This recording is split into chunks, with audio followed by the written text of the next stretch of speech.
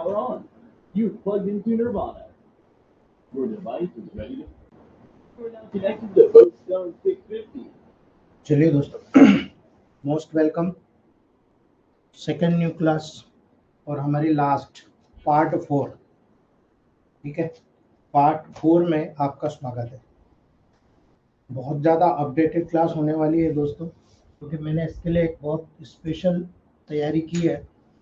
क्योंकि मैं हमेशा बोलता हूँ लिंक क्या होता है, तो कोई भी सिस्टम अगर मैं बताऊंगा तो उसमें सबसे पहले लिंक को लूंगा कि आप लिंक कैसे देख रहे हैं। ठीक है, और जब लिंक को सामने रखेंगे तो आपको पूरा क्लियरिटी नजर आएगा। हमारा 3 क्लास हो चुका है।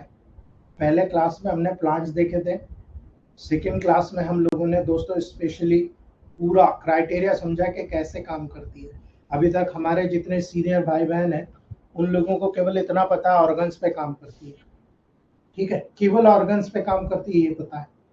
ठीक है, लेकिन हमें ये पता है कि ऑर्गन के साथ सबसे पहले सेल पर काम करेगी, और जब सेल पर काम करेगी तभी ऑर्गन पे काम करेगी, क्योंकि सेल से टिश्यू बनता है, टिश्यू से ही ऑर्गन से सिस्टम बनता है, सिस्टम से ही बॉडी का निर्माण होता है।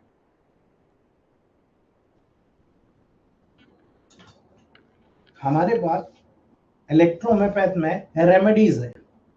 अब रेमेडीज है तो रेमेडीज मेनली जो है कई प्लांट्स के मिलने से बनी, और हम इस चीज को कॉम्प्लेक्स बॉडी के रूप में प्रूव भी करते हैं, क्योंकि कॉम्प्लेक्स बॉडी है तो कॉम्प्लेक्स सिस्टम भी है, डिसीज भी कॉम्प्लेक्स हो रही है।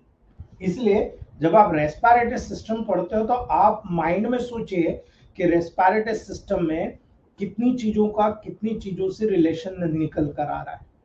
जब आप देखते हो फेफड़े फूलते हैं, ठीक है, कॉन्टैक्ट एंड रिलैक्स, बॉडी में नेगेटिव प्रेशर आ रहा है, पॉजिटिव प्रेशर आ रहा है, कैसा प्रेशर आ रहा है, और अगर ये प्रेशर आ रहा है तो इसका लिंक क्या है। आप इसको सोचना अभी से चालू करिए, ताकि जब हमारा अभी 15 दिन का टॉपिक है रेस्पिरेटरी सिस्टम, 15 दिन में हम लोग इसको कैसे क्यूरिफाई करते हैं ये हम लोग देखेंगे दोस्तों। ये सारा सिस्टम हमारे टेबल प्रैक्टिस का एक बहुत बड़ा गणित होता है दोस्तों, इसलिए आपको यहाँ पर समझने की जरूरत है।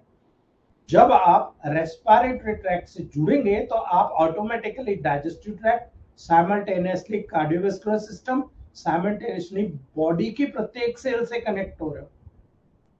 आप सोचिए क्यों हो रहे हो। इसलिए मैंने सबसे पहला टॉपिक लिया है डिस्निया, डिफिकल्टी इन ब्रीदिंग। यदि सांस लेने में तकलीफ आ रही है तो इसका क्या लेना देना है। क्या ब्लड ऑक्सीजन पहुंचा पा रहा है? अगर नहीं पहुंचा पा रहा है जब तो सांस लेने में दिक्कत आ रही है। कई बार ऐसा होता है ब्लड नॉर्मल ऑक्सीजन पहुंचा रहा है लेकिन वहां कंजप्शन ही नहीं हो रहा है ना। क्या कारण है? आप जब कारण पे जाएंगे तो बहुत सारे कारण निकल के आएंगे, वो आपको समझने की जरूरत है। कई बार ब्रेन का रेस्पिरेटरी सेंटर अफेक्ट होता है, उस रेस्पिरेटरी सेंटर के अफेक्ट होने के कारण हमको डिसीज नजर आती है। तब वहां पर हम कैलकुलेट करते हैं कि यार ये प्रॉब्लम निकल के आ रही है, तो ये प्रॉब्लम क्यों निकल के आ रही है और इसका क्या रिलेशन है। ठीक है, इसलिए याद रखना दोस्तों, डे टू डे प्रैक्टिस में जब आप आपके प्रोटोकॉल्स को निर्धारित करते हैं, इसीलिए मैंने कई बार हम लोग उल्टा सीधा करते हैं और बहुत अच्छे रिजल्ट मिलते हैं। जैसे मेरे एक फ्रेंड है, उन्होंने P1, P2, P3, P4, ठीक है, चारों को मिला दिया इक्वल क्वांटिटी में D4 में, और स्मेल कराना शुरू किया।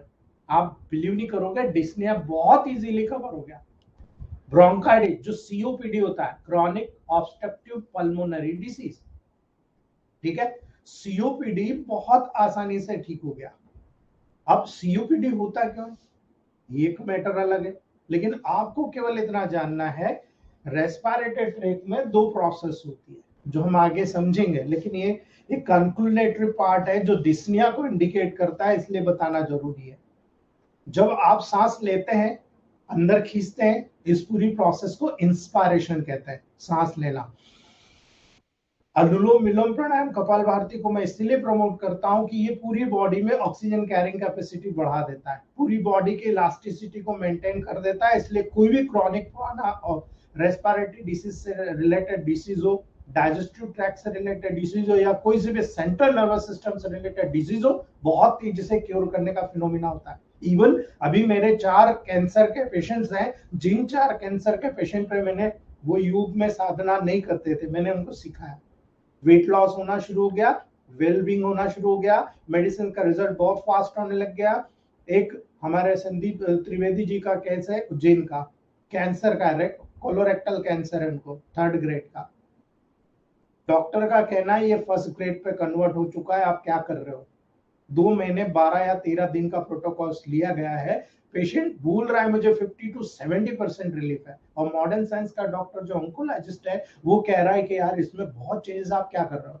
बोले मैं प्राणायाम कर रहा हूँ, अनुलोम विलोम कपालभाति कर रहा हूँ, मैं इलेक्ट्रोमोपैथ की मेडिसिन यूज कर रहा हूँ और उसी के बिहाफ पर ये सारा प्रोटोकॉल ले रहा हूँ। इसलिए मैं आपको समझाने की कोशिश कर रहा हूँ, आप केवल सेल के मॉलिक्यूलर मोशन पे जाइए, ठीक है? सेल के मॉलिक्यूलर मोशन में यदि कोई चेंजेस आता है, मान लो कि ये सेल है, अगर कोई भी मॉलिक्यूल्स इसके अंदर आया तो इंस्पायरेशन के दौरान, एक्सपायरेशन के दौरान क्या हो रहा है? जब मॉलिक्यूल्स इसके अंदर आया तो वो यहाँ गया, यहाँ पर अपना काम किया, यहाँ गया, यहाँ अपना काम किया, यहाँ अपना काम किया, यहाँ से बाहर निकल गया, ठीक है? अगर यहाँ सेल में ऑब्स्ट्रक्ट करेगा तो, सेल में रुक गया तो, याद रखना सेल के फंक्शंस को अफेक्ट करेगा। तो आपका काम क्या होता है? आप कह रहे हो भाई यहाँ पर सेल का फंक्शन अगर नॉर्मल है तो हेल्दी स्टेट में, अगर सेल का मॉलिक्यूलर मोशन अफेक्ट हो रहा है तो अफेक्ट कब होगा? जब सेल्स में एंजाइमेटिक प्रोसेस अफेक्ट होगी। आप प्लांट्स का बिहेवियर तय कर रहे हो कि प्लांट्स में एंजाइम्स होता है, उसी एंजाइम्स को आप वहां पर पहुंचा रहे हो, सेल्युलर मोशन को नॉर्मल कर रहे हो। तो मैटी जी ने इतना दिमाग लगाया कि हम क्यों ना ऑर्गन्स के बिहाफ पर रेमेडी बनाए। जितनी भी मेडिसिन है, कोई सुपरफिशियल काम करे, कोई डीप में काम करे और कोई दोनों को प्रमोट करने का, दोनों को स्टिमुलेट करने का काम करे। कोई सुपरफिशियल एक्ट करने वाली मेडिसिन हो, कोई डीप में एक्ट करने वाली मेडिसिन हो। इन्हीं दोनों फिनोमिना के आधार पर उन्होंने पूरे कॉम्प्लेक्स तैयार किए और उन्हीं कॉम्प्लेक्स को मेडिसिन के रूप में आपके सामने रख दिया दोस्तों। तो यहाँ पर इन सेल्युलर मोशन को मेंटेन करना ही सबसे इंपॉर्टेंट रूल होता है एक इलेक्ट्रोमोपैथ डॉक्टर का। इसलिए इलेक्ट्रोमोपैथ डॉक्टर बॉडी की किसी भी चीज को, जब एमबीबीएस डॉक्टर सोचना बंद करते हैं तब हम लोग वहां पर सोचना शुरू करते हैं। इसलिए मॉडर्न साइंस में जो रिजल्ट नहीं मिल रहा, ईच में केवल इसमें थेरेपी में रिजल्ट मिल रहा है। इस मॉलिक्यूलर मोशन को जनरेट कराने का सबसे बढ़िया माध्यम यहाँ पर आपको नेबुलाइजर नजर आएगा, C5P1F1W। यदि आपके पास नेबुलाइजिंग मशीन है और कोई पेशेंट को प्रॉब्लम है, आप केवल दे दीजिएगा। 10 मिनट के अंदर पेशेंट बोलता है साहब मेरे तो लंग्स बिल्कुल एकदम डायलेट हो गए, मेरा जो कफ था वो बाहर निकल के फ्लेम्ड आउट हो गया, फ्लेगम निकलना शुरू हो गया, है ना? कई लोग आकर बोलते हैं कि सर नहीं, अब हमें जरूरत ही नहीं है नेबुलाइज की, हम बहुत अच्छा ये चेस्ट स्टाइल लगा रहे हैं, बहुत अच्छा। क्या फील हो रहा भाई आपको? ऐसा क्या फील हो रहा? ठीक है, चेस्ट स्टाइल भी 3 तरह का है ना? नेबुलाइजर भी 3 तरह का है। ये चीज आप रेस्पिरेटरी ट्रैक में आपको क्लियरली इंडिकेशन के रूप में सिखाना चाहूंगा। याद रखिएगा, जब आपने सेल्युलर मोशन प्रॉपरली करा लिया ना, सेल के साथ साथ टिश्यू भी ठीक होगा, टिश्यू के साथ ऑर्गन भी ठीक होगा। हम बहुत अच्छी तरीके से समझते हैं और इसलिए मैं आपको बार बार कहता हूं, जब आप डिस्निया का लेवल यहाँ समझेंगे और जब हम रेस्पिरेटरी ट्रैक को स्टार्ट करेंगे, आज एक एक करके सारी डिशेस खुलेंगे, ट्यूबरकुलोसिस से लगाकर, ब्रोंकाइटिस से लगाकर, एम्फाइसीमा से लगाकर, लंग्स कैंसर से लगाकर, आज बहुत अच्छी अच्छी चीजें हम एक के बाद एक इस महीने में क्लियर कर लेंगे दोस्तों। याद रखना, लाइफ में कुछ ऐसे पल आते हैं दोस्तों, ऐसे सेंसेशन आते हैं, इतने भयानक होते हैं जिसमें न तो आप उसके बारे में सोचना चाहते हो न उसको देखना चाहते हो, ठीक है? उनमें से एक होता है डिस्निया, ठीक है? क्योंकि हम पर्याप्त मात्रा में एयर को ले ही नहीं पा रहे। आप COPD, chronic obstructive pulmonary disease, यानी लंग्स में एयर आ रही है लेकिन यहां से बाहर नहीं जा रही, ये कंडीशन होती है। लेकिन यहां तो आ ही नहीं रही है, सांस ले ही नहीं पा रहे हो, आप लेटे हुए उठ के बैठ गए और बिल्कुल आप टेके से बैठे हुए और लंबा लंबा सांस ले रहे हो, जल्दी जल्दी सांस ले रहे हो, ये तो आपके बॉडी के नेगेटिव पॉजिटिव प्रेशर को प्रभावित करेगा, ठीक है? जिसको बोलते हैं शॉर्टनेस ऑफ ब्रीथ, ठीक है? मेडिकल भाषा में आप बोलते हो डिस्निया। याद रखना, चेस्ट में बहुत ही ज्यादा इंटेंस टाइटनिंग होती है, बहुत ज्यादा टाइटनिंग के रूप में दिखता है। यानी आप कह सकते हो एक तरफ आपको भूख लगती है, आप यहाँ कह सकते हो एयर हंगर, आप हवा के भूखे होते हो, ठीक है? या आपको ऐसा लगता है कि जैसे सफोकेशन, अरे यार रूम चेंबर खोलो यार, वेंटिलेशन करो, तो हवा आने दो, ठीक है, आप कहते हो कि सफोकेशन की फीलिंग के रूप में इसको डिस्क्राइब कर रहे हो। तो डिस्निया का मतलब सिंगल लैंग्वेज में एयर हंगर होना, सफोकेशन होना, यानी पर्याप्त मात्रा में आपके लंग्स में ऑक्सीजन कैरिंग कैपेसिटी नहीं मिल पाना, ये पूरी कंडीशन डिस्निया कहलाती है। एक वर्ड में बता दूं, यहां पर आपका केवल और केवल एक काम होना चाहिए, ऑक्सीजन कैरिंग कैपेसिटी बढ़ाना। S10P1 is one of the best medicine to care oxygen carrying capacity to lungs। कई लोग मुझे कहते हैं सर P2 है, आप P1 बता रहे हो। भाई आप लोग ध्यान से सुनिएगा, जब P2 आपके पास अवेलेबल ना हो तो S10P1 में C2 डालकर आप दे दीजिएगा, या P1 C2 डालकर दे दीजिएगा। जैसे P2 काम करता है वैसे ही काम करेगा। क्यों करेगा आप देख लीजिएगा कि प्लांट तो पूरे P1 के हैं, केवल C2 को मेडिसिन ऐड करने से वो P2 बन गया है ना। इसलिए कई लोगों का ये भ्रांति है कि P2 से ऑक्सीजन कैरिंग कैपेसिटी बढ़ती है। भाई S10P1 को दे दोगे तो आपका ऑक्सीजन कैरिंग कैपेसिटी धीरे लेकिन भूलेगा नहीं, उससे तेजी के साथ प्रत्येक सेल्स में डिफ्यूजन कैपेसिटी बढ़ाएगा। और डिफ्यूजन कैपेसिटी कैसी होती है, डाइल्यूशन कैसा होता है, ऑक्सीजन कार्बन डाइऑक्साइड का गैसेस का एक्सचेंज कैसा होता है, बेटर अंडरस्टैंड होता है रेस्पिरेटरी ट्रैक्ट में। क्यों कहा जाता है कि ग्लोबल्स में जो मेडिसिन ऑन टंग दी जाती है वो प्रिपेयर सबसे पहले अडॉप्ट होती है, या ग्लोबल्स में मेडिसिन आपने हाइपोटेंसी की दी, हमारे ग्रुप में कई लीजेंड्स पैदा हो गए आजकल, ठीक है, वो बहुत अच्छे तरीके से रिजल्ट्स क्रिएट कर रहे हैं। 2 ग्लोबल्स दिया और घोल कर दे दिया, पेशेंट को रिलीफ हो गया। 10,000 का S2 का केवल 2 ग्लोबल्स दिया, उनको रिजल्ट आ गया ओटोरिया में, है ना। क्या हुआ ऐसा, सालों से जो रिजल्ट नहीं मिला, ऐसा क्या हुआ कि रिजल्ट आ गया, हमने बेटर अडॉप्टेशन करना सीख लिया, ठीक है, इसलिए हमें रिजल्ट मिल रहा है। कोई हम साइंटिस्ट नहीं है, हमारे ग्रुप में कई लोग हैं जिन्होंने फर्स्ट टाइम 10,000 का उपयोग किया है और उनकी खुशी देखते बनती है। वो साइंटिस्ट नहीं है, लेकिन साइंटिस्ट से ज्यादा सपोर्ट कर रहे हैं एज को। दोस्तों याद रखना, जब आप यहाँ पर कई बार जब यहाँ कंसिडरेशन करेंगे कि भाई डिस्निया है तो क्यों है, ठीक है, आप डिस्निया को कई बार जोरदार एक्सरसाइज कर लेते हो, आपके लंग्स के फूलने सिकुड़ने की जो कैपेसिटी अफेक्ट होती है, आप देखो वहां पर भी डिस्निया हो जाता है। आप रनिंग करके आते हो, देखो वहां उसको सांस लेने में कई कई मिनटों तक उसको कैपेबिलिटी बनाने में टाइम लगता है। एक्सटेंसिव टेम्परेचर पर आप चले जाते हो, बहुत टेम्परेचर है, आप देखो वहां पर डिस्निया होता है। कई बार तो जो ओबेस होते हैं, थोड़ा सा चला दो आप देखोगे उसी कंडीशन में उसको डिस्निया हो जाएगा। आप हमेशा लो कैटेगरी पर लेते हो, समुद्र तल से ऊपर से आप पहाड़ पे जाते हो, आप वहां जाकर देखोगे वहां पर भी आपको हाई एल्टीट्यूड की सभी कंडीशंस में वहां पर आपको डिस्निया हो जाएगा। इसलिए याद रखना दोस्तों, जब भी हेल्दी कंडीशंस की बात आएगी, पर्सन को कभी भी शॉर्टनेस ऑफ ब्रीथ को कॉज कर सकता है, जरूरी नहीं है। एक नॉर्मल व्यक्ति में भी, एक एबनॉर्मल व्यक्ति में भी। जो व्यक्ति अपने पाँव पे स्वयं कुल्हाड़ी मारता है, अगर मान लो किसी चीज से आप एलर्जिक हो और वही चीज आप बार बार ले रहे हो, कई लोग मूंगफली का दाना खाते हैं और पानी पी लेते हैं, आप देखना थ्रोट इन्फेक्शन होकर खांसी आना शुरू होता है, डिस्निया डेवलप हो जाता है। कई लोगों को कई दूसरी चीजों से एलर्जीज होती है और उन एलर्जीज के बिहाफ पर उनको प्रॉब्लम क्रिएट होती है। इसलिए याद रखना, बिना स्पष्ट कारण के शॉर्टनेस ऑफ ब्रीथ किसी को भी हो सकती है, विशेष रूप से यदि ये सडनली होता है, बहुत सीवियर होता है। पेशेंट को तुरंत वहां पर जितनी जल्दी हो सके, मॉडर्न साइंस के डॉक्टर कहते हैं हॉस्पिटलाइज हो जाओ, एडमिट करना, मैं कहता हूं जितनी जल्दी हो सके नेबुलाइज कर दो। आरएस बेस्ड मेडिसिन है, कोई दिक्कत नहीं, C5P1 F1WD4 में तैयार करो, 5 to 10 ड्रॉप, स्मेल करा दो 2 मिनट तक, ठीक है, या 2 कॉटन के टुकड़े लो, दोनों में 5 बूंद डालो, एक राइट एक लेफ्ट में, स्मेल करा दो। आप देखिएगा दोस्तों, टाइम ले लीजिएगा, 5 मिनट्स के अंदर पेशेंट नॉर्मल हो जाएगा, हॉस्पिटल जाने की जरूरत नहीं है। अभी जितने भी केसेस आए थे कोरोना में, सारे लोगों का यही चीज हमने दिया है और यही चीज पॉजिटिव अप्रोच के साथ रिजल्ट लिया है।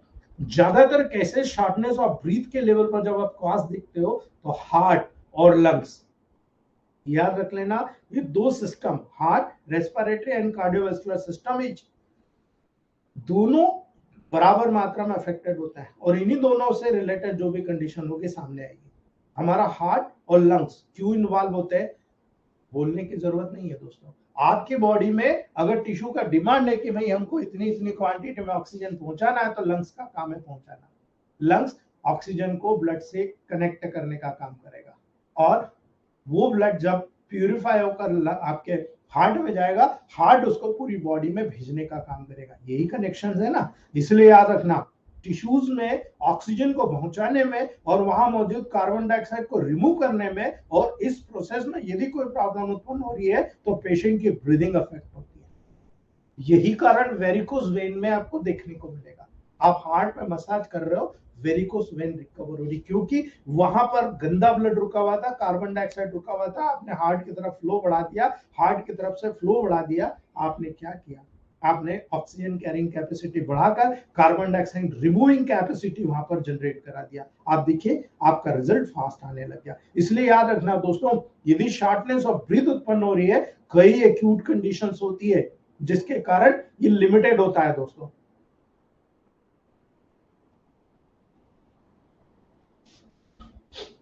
COPD, chronic obstructive pulmonary disease, आपको यहाँ पर एक्यूट एलर्जी की म्यूकस मेम्ब्रेन की है प्रॉब्लम, यहाँ पर आपको थ्रोट इन्फेक्शन हो रही है, ब्रोंकाइटिस हो रहा है, ये ब्रोंकस है, ट्रेकिया और ब्रोंकस है, यहाँ पर लंग्स है।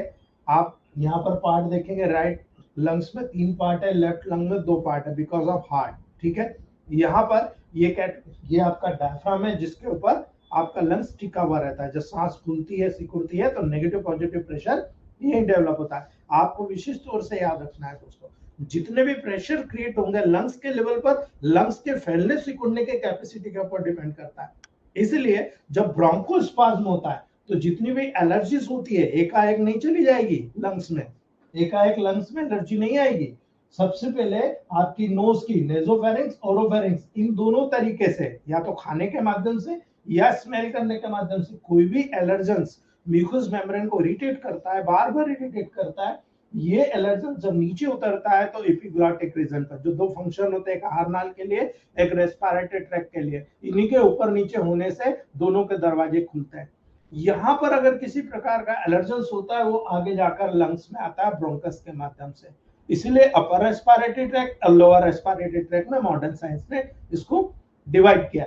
जब बार बार अपर रेस्पिरेटरी ट्रैक्ट इन्फेक्शन होगा, वही लोअर रेस्पिरेटरी ट्रैक्ट इन्फेक्शन में चला जाएगा। अर्थात मानने का जरूरत है कि यहाँ से कोई भी एलर्जन जब नीचे आकर लंग्स में जाकर डिपॉजिट हो जाता है तब जाकर प्रॉब्लम क्रिएट होती है, जैसे ब्रोंकोस्पाज्म।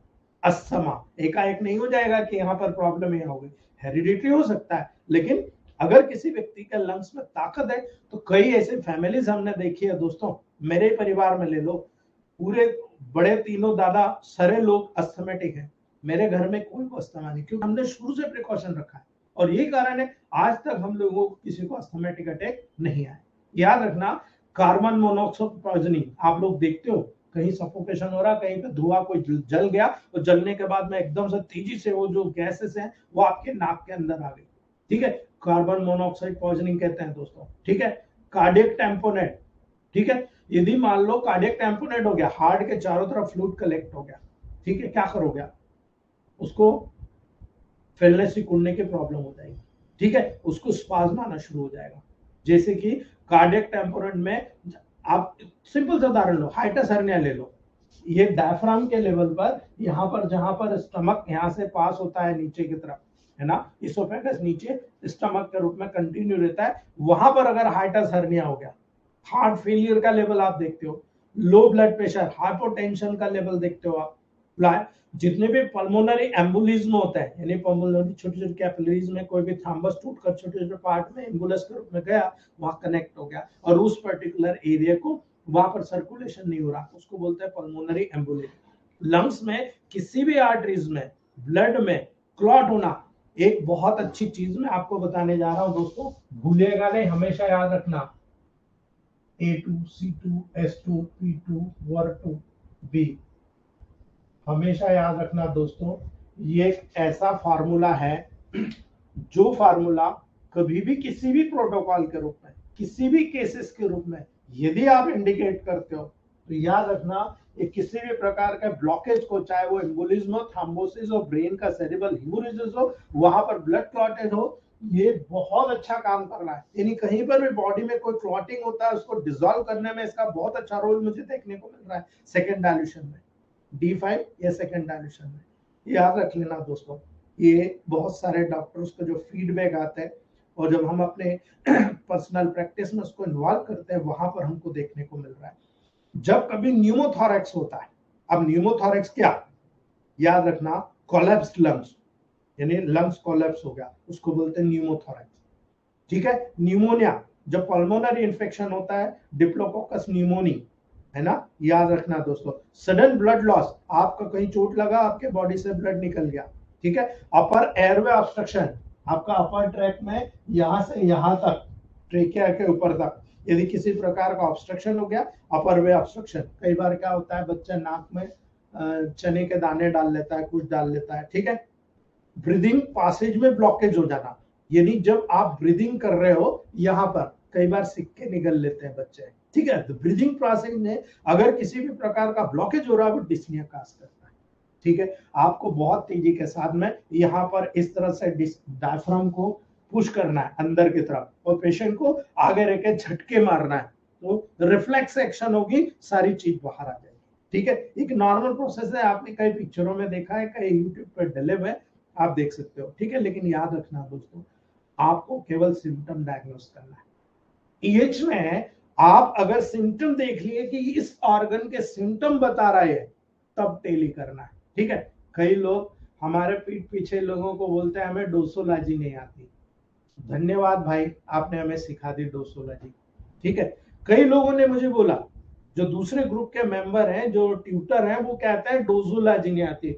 डोसोलॉजी मुझे नहीं आती, मेरे सारे डॉक्टर्स को तो आ रही है ना, उन्होंने तो जबरदस्त फीडबैक्स ले रहे हैं। बड़ा आश्चर्य होता है, कितना बड़ा झूठ आदमी कैसे बोल सकता है यार किसी को, बड़ा ईएच में यही सबसे बड़ा नुकसान हो रहा है। सब मिलकर काम करो भाई, आप किसी का क्रिटिसाइज, मैंने तो कभी किसी के बारे में नहीं कहा, आप कहते हो और मुझे पता लगता है, मुझे ऑडियो भेज दिया जाता है कि फलाने आदमी ने ऐसा बोला, और पंजाब का बहुत जाना माना चिकित्सक है, मतलब बड़ा दुख होता है। कैसे डॉक्टर को तो डूब मरना चाहिए चुल्लू भर पानी में, जो अपने गिरेबान में नहीं झांकते हैं, दूसरों की तरफ झांकते हैं। डिस्निया एक ऐसी कंडीशन होती है, ऐसी फीलिंग होती है दोस्तों, जिसमें हम हमारी ब्रीथ को कैच ही नहीं कर पा रहे, यानी पहले एक नॉर्मल कंडीशन में जो ब्रीथ करते थे वो नहीं कर पा रहे, हम उसको नॉर्मल कंडीशन में कैच ही नहीं कर पा रहे।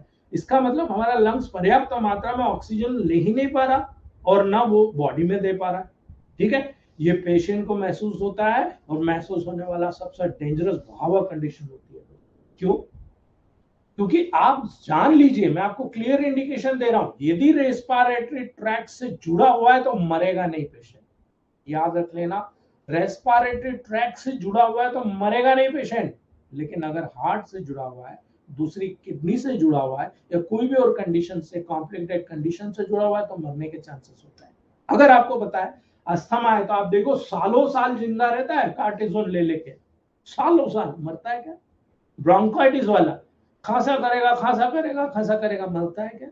मैं इसीलिए कह रहा हूं, आप घबराइएगा नहीं, आप अपने दिमाग पे लगाकर यही मेडिसिन को नेगेटिव कर दीजिएगा, ठीक है। अगर पुराना है, नेगेटिव से पॉजिटिव आ जाएगा, लेकिन अगर अकॉर्डिंग अक्यूट है, D4 या D5 या D6 के लेवल पर जाइएगा। बहुत, ये आपका सबसे इंपॉर्टेंट चैलेंज होता है, आपका माइंड कितना चल रहा है, इसका डायग्नोसिस वहां पर हो जाता है, ठीक है। पेशेंट बोलता है साहब मुझे ब्रीथलेसनेस हो रही है, पेशेंट बोलता है मुझे चेस्ट में टाइटनेस हो रही है, पेशेंट बोलता है बिल्कुल एयर मिल ही नहीं रही है मुझे, मेरा जो पर्टिकुलर लंग्स की जो क्रेविंग कैपेसिटीज है वो रिड्यूस हो गई है, और उसी के कारण जब मैं डीपली गहराई में सांस लेता हूं, वो सांस नहीं ले पा रहा हूं। ये कंडीशन एक्यूट यानी सडन, या कई बार कई लंबे समय तक कोई केसेस हैं, उसके कारण क्रॉनिक के रूप में, हमारे लॉन्ग लास्टिंग के रूप में हमारे सामने आती है। इसलिए एक्यूट डिस्निया के जितने भी केसेस होंगे कुछ मिनट के अंदर, ठीक है, कुछ मिनट के अंदर या अफेक्शन होने के कुछ घंटों के अंदर स्टार्ट हो सकता है। इसलिए ये बहुत सारे सिम्टम लेकर आता है, जैसे फीवर, जैसे कि रैशेस, जैसे कि कफ। सावधान हो जाओ, शुरू हो गया है आपके पास respiratory cases within 1 month, यानी अभी आपका बरसात चल रहा है, इसके 1 महीने बाद ये सारी चीजें आपके पास देख लेना कितना जबरदस्त आ रहा है। इसलिए मैं जो चीजें आपको अभी बताऊंगा इस महीने के अंदर, वो आपकी लाइफ चेंजिंग होगी। याद रखना दोस्तों, टारगेट लेकर चलो कि मेरे ये ख्वाब पूरा करना है, ये 1 महीने के अंदर वो चीजें आपको मिल जाएगी।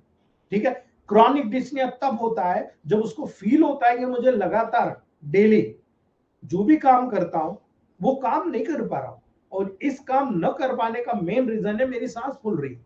ठीक है, इसीलिए जैसे जितने भी काम में मैं इन्वॉल्व होता हूं, एक रूम से दूसरे रूम में जाना है या एक सीढ़ी से दूसरी सीढ़ी पर चलना है, वहां पर बैठे बैठे पोजीशन को बदलना है, तब भी पेशेंट बोलता है यार मेरी सांस फूल रही है। कई बार एनीमिया होता है तो भी ये कंडीशन आती है, इसलिए कोरिलेट करके चलिएगा आप। ठीक है, कभी भी बॉडी के अलग अलग पोजीशन के कारण भी शॉर्टनेस ऑफ ब्रीथ वहां पर आपको नजर आएगा दोस्तों। ठीक है, आप देखेंगे आप अलग अलग पोजीशन में, कोई पोजीशन आपको बहुत अच्छी लग रही है, कोई पोजीशन में आपको दिक्कत आ रही है। ठीक है, जैसे व्यक्ति लेटता है दोस्तों उसको शॉर्टनेस ऑफ ब्रीथ की प्रॉब्लम बढ़ जाती है, COPD, chronic obstructive pulmonary disease, अर्थात ऑक्सीजन अंदर आ रही है, कार्बन डाइऑक्साइड बाहर नहीं जा रही है, याद रख लेना। तो आपको क्या करना है, एंटी इंफेक्शियस मेडिसिन यानी S10P1, ये क्या करेगा, प्रत्येक सेल और टिश्यू को ऑक्सीजन कैरिंग कैपेसिटी बढ़ाएगा, और ऑक्सीजन कैरिंग कैपेसिटी बढ़ेगा तो मेटाबॉलिज्म होगा, अब मेटाबॉलिज्म होगा तो कार्बन डाइऑक्साइड वहां से निकलेगा, बाहर निकलेगा, और निकलेगा तो बॉडी की डिमांड बढ़ जाएगी, बॉडी की कैरिंग कैपेसिटी बढ़ेगी, बॉडी कार्बन डाइऑक्साइड को बाहर निकालेगा दोस्तों। अब बाहर निकालना तो आपको C13 का सपोर्ट देना पड़ेगा। इसलिए याद रखना दोस्तों, जब प्रोटोकॉल आप वहां पर तय करते हो कि मुझे अलग अलग लेवल पर जाना है, ब्रीदिंग की प्रॉब्लम कम ज्यादा हो रही है, तो आप केवल 2 चीज देखिएगा, हार्ट और लंग्स। ठीक है, इन दोनों से रिलेटेड कौन सी डिसीज है, यदि लंग्स की तो खुश हो जाओ, ठीक हो जाएगा, हार्ट से तो आपको समय लगेगा। लिहाज रखना, इन्हीं सिम्टम्स को बेस मानकर मैंने अपनी जिंदगी में प्रैक्टिस की है दोस्तों, और इसीलिए इस ट्रीटमेंट करना बहुत आसान हो गया है, डिस्निया को डायग्नोस करना बहुत आसान हो गया है। आप केवल ईसीजी करा लीजिए, पता लग जाएगा कि हार्ट की डिसीज है या नहीं है, एक्सरे चेस्ट कराने से आपको पता लग जाएगा, आपको सीबीसी काउंट कराने से, ईसर कराने से आपको पता लग जाएगा कि हाँ साहब यहाँ पर प्रॉब्लम किसी इन्वेस्टिगेशन के लेवल पर हम क्या देख रहे हैं। ठीक है, याद रखना दोस्तों, अगर किसी प्रकार से लंग्स में फ्लूइड कलेक्ट हो रहा है, प्लूरिसी है तो वो कारण अलग है, यदि ब्रोंकस का इन्फ्लेमेशन है तो कारण अलग है, सीओपीडी है तो वो कारण अलग है, म्यूकस मेम्ब्रेन की एलर्जी है तो वो कारण अलग है। आपको सारी चीजों को डायग्नोसिस करना है, लेकिन ईसीजी कराना नहीं भूलना। हर लंग्स के रेस्पिरेटरी केसेस में हमेशा सावधान रहना दोस्तों, हार्ट और लंग्स इक्वली एक दूसरे को कनेक्ट होते हैं। यदि रेस्पिरेटरी ट्रैक्ट प्रभावित हो रहा है ना, तो हार्ट का कोई ना कोई ट्रैक्ट प्रभावित हो रहा है, हार्ट प्रभावित हो रहा है तो रेस्पिरेटरी कहीं ना कहीं पल्मोनरी लेवल प्रभावित हो रहा है। अगर ये चीज आप देख लोगे, हाइपर वेंटिलेशन, हाइपोवेंटिलेशन क्या होता है हमने पढ़ा है, हमने एसिडोसिस के लेवल पर, मेटाबॉलिक एसिडोसिस के लेवल पर शायद अभी हमने नहीं पढ़ा, याद रखिए हम इसको यूरिनरी सिस्टम में पढ़ेंगे। और अगर मैंने आपको एक्सक्रीटरी सिस्टम पढ़ा दिया है तो आपको ये चीज मैंने मेटाबॉलिक एसिडोसिस और रेस्पिरेटरी एसिडोसिस के लेवल पर बता दिया, नहीं तो हम लोग आगे करेंगे। अगर ट्रीटमेंट की बात करते हो दोस्तों, ये आपका ट्रीटमेंट है। ठीक है, S1 C13 F1WE alternate S10P1 सबसे बेस्ट प्रोटोकॉल है मेरा, मैं इसके अलावा किसी दूसरे प्रोटोकॉल की तरफ जाता ही नहीं हूँ, लेकिन मैं यहाँ पर भी थोड़ा सा वेरिएशन करता हूँ, जनरल टॉनिक D6 में या D5 में यहाँ पर C13B डालकर देता हूँ, मेरा सबसे बेस्ट प्रोटोकॉल होता है, या फिर S10P1B कर देता हूँ, S1 C13 F1 A3Y कर देता हूँ, रिलैक्स कर देता हूँ। यहाँ पर जितना भी कफ का प्रोसेस है बढ़ा दो, ऑक्सीजन कैरिंग कैपेसिटी बढ़ा दो या रिलैक्स कर दो, सारा कफ पिघल के बाहर आ जाएगा, आपको कुछ नहीं करना। ठीक है, आपको कुछ भी नहीं करना, सफिशिएंट है आपके लिए। जब आप चेस्ट ऑयल अप्लाई करते हो तो चेस्ट ऑयल 3 प्रकार के, ठीक है, चेस्ट ऑयल 3 प्रकार के दोस्तों, A2, C2, P2, F2, blue electricity. इसमें अकॉर्डिंग टू कंडीशन आप कोई भी मेडिसिन घटा बढ़ा सकते हो, ये प्योरली लंग्स के लिए, याद रखना। दूसरा C1, A3, P1, S1, blue electricity, ठीक है, ऑलमोस्ट सारी डिसीज पे काम करता है, लेकिन स्पेशली हार्ट से रिलेटेड जितने भी कॉम्प्लिकेशन होता है वहां पर बहुत अच्छा से काम करता है, याद रख लेना इस बात को।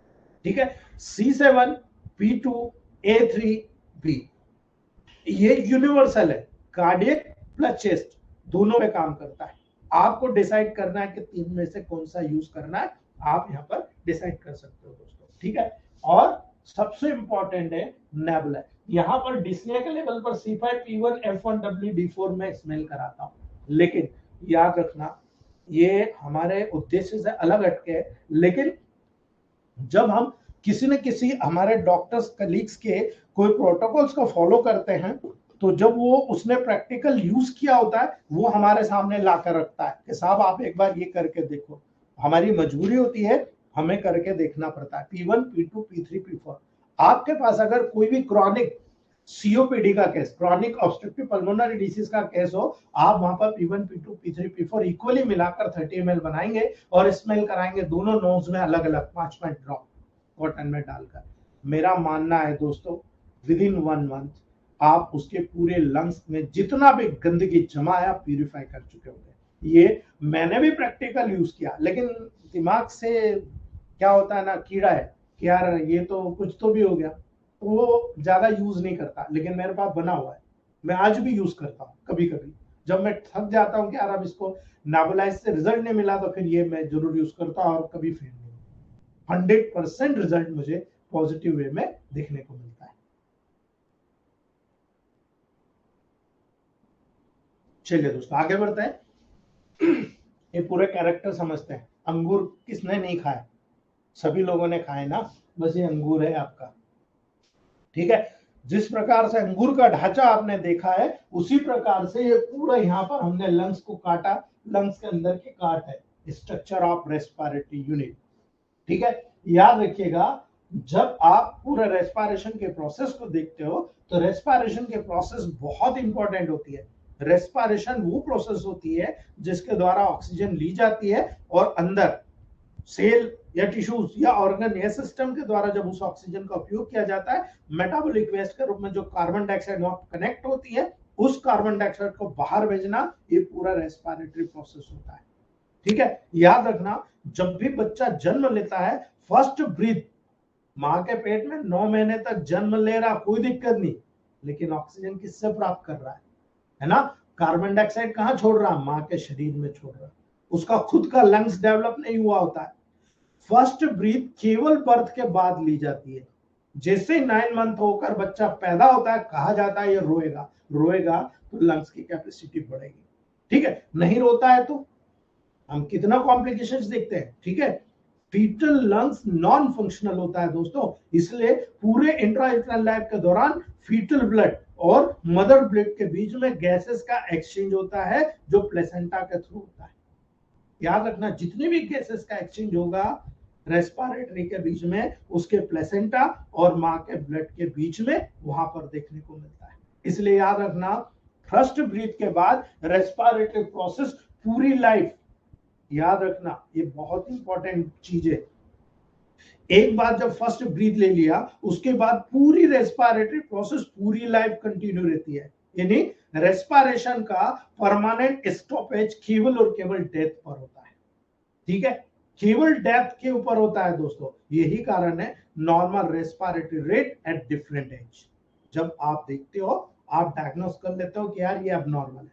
ठीक है, न्यू बॉर्न बेबी में जब आप देखते हो तो आपको याद रखना है 30 से 60 मिनट आप देखना बच्चे की रेस्पिरेटरी रेट सबसे ज्यादा होती है, क्योंकि लंग्स अभी डेवलप हुआ है और डेवलपमेंट यानी हेल्दी स्टेट जा रही है। हम कहते हैं 5 साल में इम्यूनिटी डेवलप होती है बच्चे की, है ना? 5 साल में, उसका लिंक देखिएगा। न्यू बॉर्न में डेवलपमेंट है, बॉडी को एटमॉस्फेयर के अकाउंट एडजस्टमेंट करने के लेवल पर वहां पर उसको बहुत ज्यादा एफर्ट करना पड़ रहा है, बहुत ज्यादा ऑक्सीजन चाहिए डेवलपमेंट के लिए, ग्रोथ के लिए। ठीक है, तभी तो ग्रोथ हार्मोन, तभी तो थायराइड स्टिमुलेटिंग हार्मोन, वहां पर फॉलिकुलर स्टिमुलेटिंग हार्मोन उसको प्रमोट करेगा बॉडी को डेवलपमेंट में।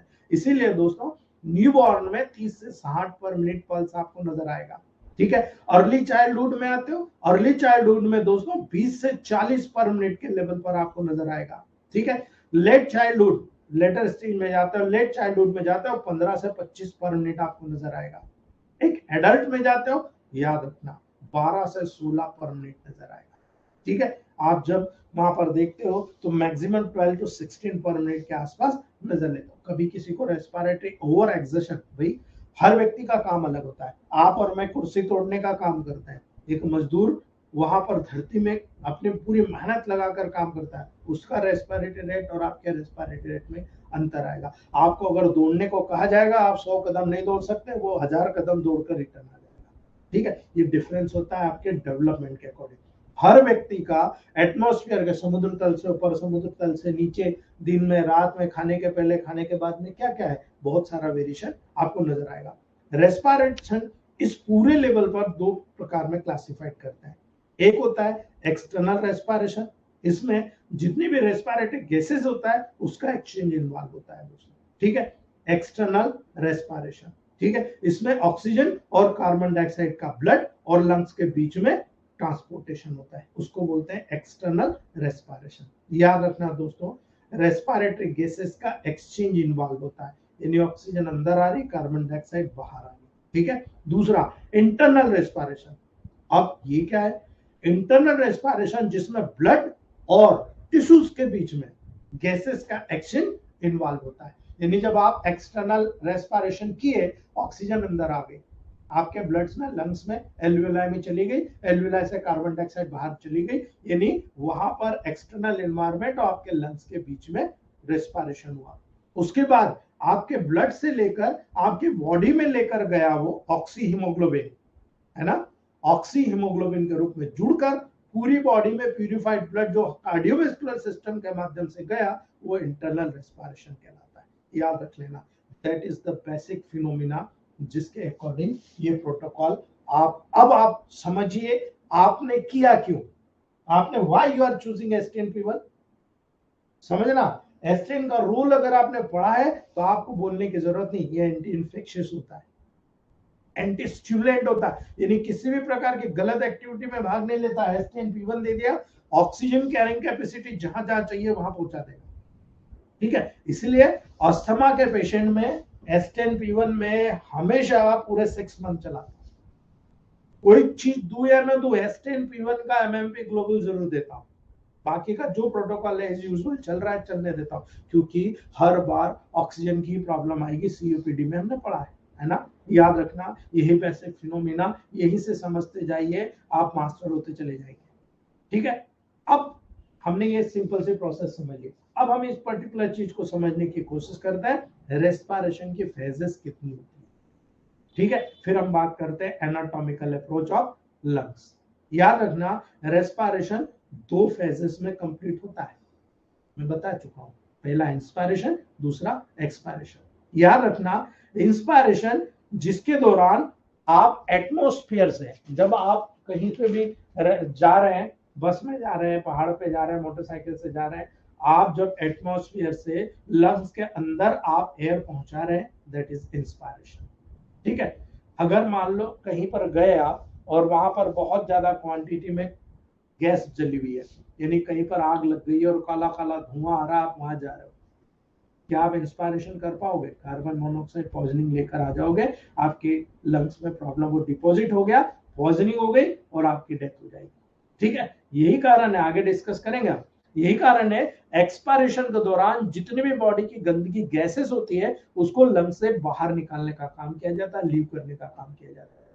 नॉर्मल ब्रीदिंग, जब आप नॉर्मल ब्रीदिंग कर रहे हो उसके दौरान इंस्पिरेशन में एक एक्टिव प्रोसेस होती है। ठीक है, इंस्पिरेशन में एक एक्टिव प्रोसेस होती है, जबकि एक्सपायरेशन में एक पैसिव प्रोसेस होती है।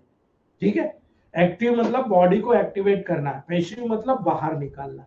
यही कारण है दोस्तों, जब भी आप एक्टिव और पैसिव प्रोसेस की बात करोगे, आपको हमेशा याद रखना है, हेमोरेज में मैंने बताया था, एक्टिव हेमोरेज मतलब चोट लगी और ब्लीडिंग हो रही, पैसिव आपको पता ही नहीं चल रहा, लेटरिन में ब्लीडिंग जा रही, आप देखकर बोल रहे हो नहीं सर मुझे ब्लाइंड पाइल्स हो गया, है ना, लेकिन हो सकता है इंटेस्टाइन से भी हो। इसीलिए यहाँ पर जब आप एक्टिव और पैसिव प्रोसेस को समझेंगे, क्लियर कट इंडिकेशन दे रहा हूं, एक्टिव प्रोसेस मतलब इंस्पिरेशन, पैसिव प्रोसेस मतलब एक्सपायरेशन। अगर ये चीज समझ में आ गई ना, तो आप हर प्रकार की एक्टिविटी को क्लियर कर लेंगे। जैसे वेरिकोज वेन को चेस्ट पर अप्लाई करने से, हार्ट पर अप्लाई करने से आपको मिल रहा है, आप समझिए वहां आपने किसको एक्टिवेट किया, इंस्पिरेशन को एक्टिवेट किया या एक्सपायरेशन को एक्टिवेट किया, आपने दोनों को बैलेंस किया। वहां पर आपने हार्ट की एक्टिविटी को बढ़ाया तो इंस्पिरेशन बढ़ गया, फोर्स वहां गया तो फोर्स के साथ में कार्बन डाइऑक्साइड वहां से जाने लगा, बाहर आने लगा, वाल जो लीकेज हो रहा था वो वहां पर लोड कम होने लगा, तो वाल भी धीरे धीरे रिजनरेट हो गया। भाई कोई भी व्यक्ति नहीं चाहता कि मुझे अस्थमा का अटैक आए, कोई भी व्यक्ति नहीं चाहता। इसलिए याद रखना यहाँ पर रेस्पिरेटरी एनाटॉमिकल प्रोसेस का बहुत इंपॉर्टेंट होता है। हम में से कई डॉक्टर जादूगर बन जाते हैं दोस्तों जब यहाँ पर इस पूरे प्रोसेस को समझ जाते हैं। याद रख लेना, राइट साइड में 3 पार्ट है, लेफ्ट साइड में 2 पार्ट है लंग्स के। इसलिए आपको बहुत अच्छी तरीके से समझना है कौन सा पार्ट सबसे ज्यादा अफेक्टेड होता है। रेस्पिरेटरी ट्रैक्ट एनाटॉमिकल स्ट्रक्चर होता है। याद रखना, रेस्पिरेटरी ट्रैक्ट एनाटॉमिकल स्ट्रक्चर होता है जिसके कारण एयर इन और आउट होती है। ठीक है, क्यों बोल रहा हूं? क्योंकि अगर आप यहाँ स्ट्रक्चर देखोगे तो आपको समझ में आ जाएगा। आप जब ऊपर से जा रहे हो, सबसे पहला स्ट्रक्चर कौन सा है? नोज। जब आप नोज देखते हो बाइफरकेटेड है, double right and left nasal septum के माध्यम से डिवाइडेड है। ठीक है, फेरिंग्स, ओरोफेरिंग्स और नेजोफेरिंग्स नोज के माध्यम से आ रहा है, माउथ के माध्यम से पीछे जाकर जुड़ रहा है ओरोफेरिंग। कई बार ऊपर से पानी पिया जाता है, ठसका लग जाता है, होता है ना, दैट इज। ठीक है, याद रखना दोस्तों।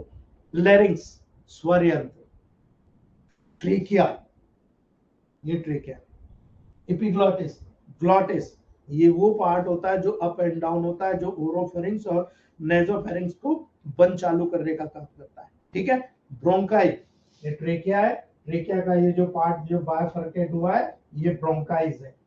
ठीक है, और 2 लंग्स, राइट और लेफ्ट। ये पूरा एनाटॉमिकल स्ट्रक्चर बैकग्राउंड बनाता है जो स्पेशली लंग्स का रेस्पिरेटरी सिस्टम का डिजाइन करता है एनाटॉमिकली। याद रखिएगा, जब आप इस एनाटॉमिकल चीज को देखते हो तो जैसे हमने हार्ट के लेवल पर कार्डियोवैस्कुलर सिस्टम में हमने जाना है या अभी हमारा पढ़ा नहीं है। ठीक है, प्रत्येक लंग्स 2 लेयर की सीरस मेम्ब्रेन के द्वारा घिरा रहता है। यानी जब आप टेबल प्रैक्टिस में देखेंगे, ये प्रत्येक लंग्स जो होता है इस प्रकार की एक सीरस मेम्ब्रेन जो बाहर होती है और एक पर्टिकुलरली दोस्तों इसी के अंदर, यानी इसी लंग्स के ऊपर कोटिंग रहती है और एक बाहर की तरफ होती है। ठीक है, यानी 2 लेयर के द्वारा बना होता है जिसे हम दोस्तों प्लूरा कहते हैं।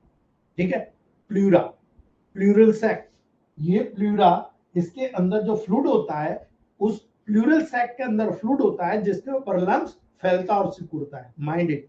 इसलिए याद रखना दोस्तों, प्लूरा की भी 2 लेयर होती है। एक नेमली इनर विसरल लेयर, जो अंदर की लेयर होती है, जो अंदर इस लंग्स से जुड़ी हुई रहती है। ठीक है, उसको बोलते हैं विसरल लेयर। और जो बाहर की लेयर होती है जिसको बोलते हैं आउटर पैराइटल लेयर। ठीक है, बाहरी पैराइटल लेयर। और यही कारण है दोस्तों, आप याद रखना, विसरल लेयर लंग्स के सरफेस के साथ कंटिन्यू रहती है, जबकि पैराइटल लेयर के साथ यहाँ पर आप जब आगे जाते हो इस पर्टिकुलर पोर्शन को हम बोलते हैं हाइलम। ठीक है, जहां से ब्रोंकस लंग्स में एंटर करता है, इस पूरी प्रोसेस को बोलते हैं हाइलम। ये वहां तक कंटिन्यू रहती है। ठीक है, याद रखना, जो थोरेसिक कैविटी के वॉल पर अटैच रहती है। ये जो थोरेसिक कैविटी है आपकी पल्स पसलियों वाली है ना, इस थोरेसिक कैविटी की जो वॉल होती है उस पर जाकर ये अटैच होती है। ठीक है, अगर ये स्ट्रक्चर आप समझ गए, आप मान के चलना, आप किसी भी पेशेंट का स्टेथोस्कोप जब आप लगाते हैं ना लंग्स के लेवल पर, आप तुरंत गाइड कर लेंगे कि यहाँ पर कौन सी चीज अफेक्टेड है, कौन सी चीज अफेक्टेड नहीं है। कैसे? इंट्राप्लूरल स्पेस या प्लूरल कैविटी क्या है? ये दोनों लेयर के बीच में जो पर्टिकुलर स्पेस होती है उसको बोलते हैं इंट्राप्लूरल स्पेस। ठीक है, या स्पेशली जब यहां पर आपको नजर आता है कि इनके बीच में फ्लूइड पाया जा रहा है, तो उन दोनों लेयर के बीच में पाए जाने वाली स्पेस को इंट्राप्लूरल स्पेस, और वहां पर जो फ्लूइड पाया जाता है उसको प्लूरल फ्लूइड के नाम से जाना जाता है। ये इंट्राप्लूरल फ्लूइड बहुत इंपॉर्टेंट क्यों होता है? क्योंकि पूरी जिंदगी में जो पैराइटल और आउटर जो आपके विसरल, इनर विसरल और आउटर जो पैराइटल लेयर है, इसी विसरल फ्लूइड के ऊपर इस प्रकार से मूवमेंट करता रहता है। ठीक है, याद रखिएगा, इंट्राप्लूरल फ्लूइड एक थिन फिल्म होती है। ठीक है, एक बहुत ही पतली फिल्म होती है जो सीरस फ्लूइड की होती है दोस्तों, जो कि इंट्राप्लूरल स्पेस में पाई जाती है। ये जो इंट्राप्लूरल स्पेस है उस इंट्राप्लूरल स्पेस में पाई जाती है। और याद रखना दोस्तों, प्लूरा की विसरल लेयर के द्वारा ये जो पर्टिकुलर विसरल लेयर होगी बाहर के, है ना, उस लेयर का फ्लूइड का सिक्रेशन लगातार विसरल लेयर से होता रहेगा, जो वहां उसकी कैपेसिटी को मेंटेन करेगा। जो पुराना फ्लूइड है एब्जॉर्ब हो जाएगा, जो नया फ्लूइड है वहां आ जाएगा। लुब्रिकेशन कैपेसिटी, भाई मोटरसाइकिल में कितने दिनों तक इंजन ऑयल आप चलाते हो? क्या पूरा एक बार लाए तो जिंदगी भर चलेगा? नहीं ना। अगर आपकी मोटरसाइकिल अच्छी चलती है तो 3 से 4 महीने में आपको सर्विसिंग कराना, ऑयल आपको चेंज कराना है ना।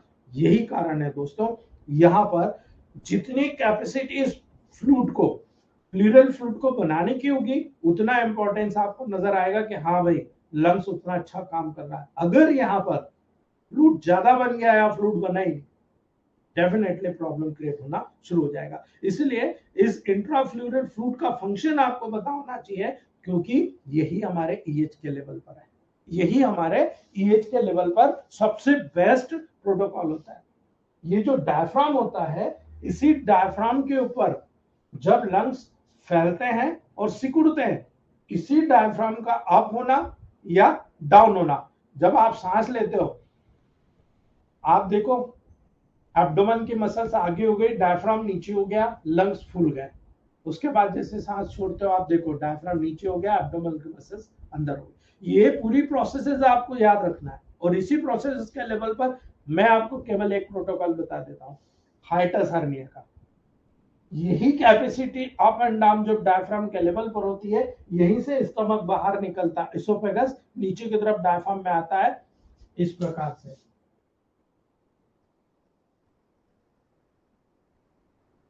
ठीक है, तो इस कंडीशन में यहाँ का जो वॉल होता है अगर वो बढ़ गया तो स्टमक यहाँ से ऊपर की तरफ निकल आता है, जिसको हाइटस हर्निया बोलते हैं। अब जब डिस्निया में C13 का रोल है तो क्या यहाँ पर रोल नहीं होगा? S10, C13, P3, A3 और S3 याद रखना दोस्तों। S3, P3, C13, S10 ये सबसे बेस्ट प्रोटोकॉल होगा सेकेंड डायल्यूशन।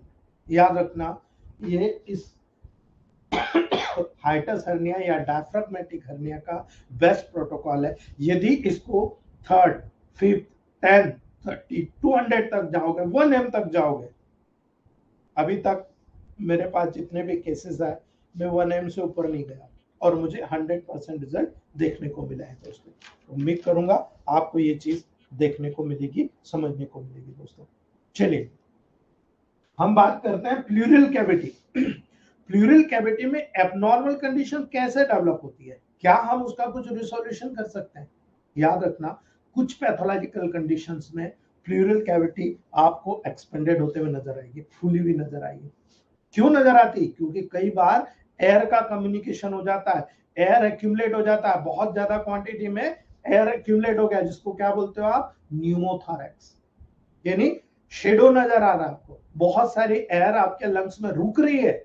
भाई कुछ हद तक रुके तो ठीक है, बॉडी में कुछ फिनोमिना इतनी लंग्स में आपको वहां पर नहीं तो लंग्स चिपक जाएंगे, इतनी इतनी एयर रहेगी जब भी तो लंग्स फुला हुआ रहेगा, ठीक है। लेकिन वो तो बहुत ज्यादा एयर हो रही, आप बोलते हैं न्यूमोथोरैक्स।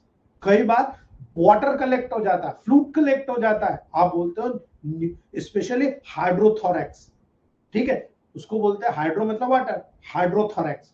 कई बार ब्लड कनेक्ट हो जाता, भाई चोट लगी, पसलियां घुस गई, ठीक है, और कई बार वहां ब्लड कलेक्ट हो गया, ठीक है, तो उसको हम बोलते हैं हीमोथोरैक्स, यानी ब्लड कलेक्ट होना, हीम ब्लड, हीमोथोरैक्स।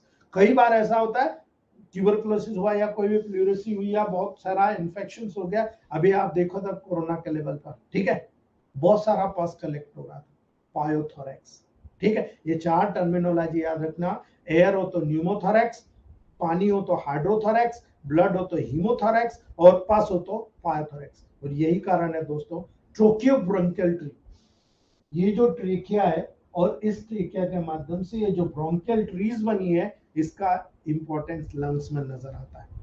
ट्रेकिया और ब्रोंकाई आपस में मिलकर ट्रेकियोब्रोंकियल ट्री कहलाता है दोस्तों, जो एयर पैसेजेस को फॉर्म करता है।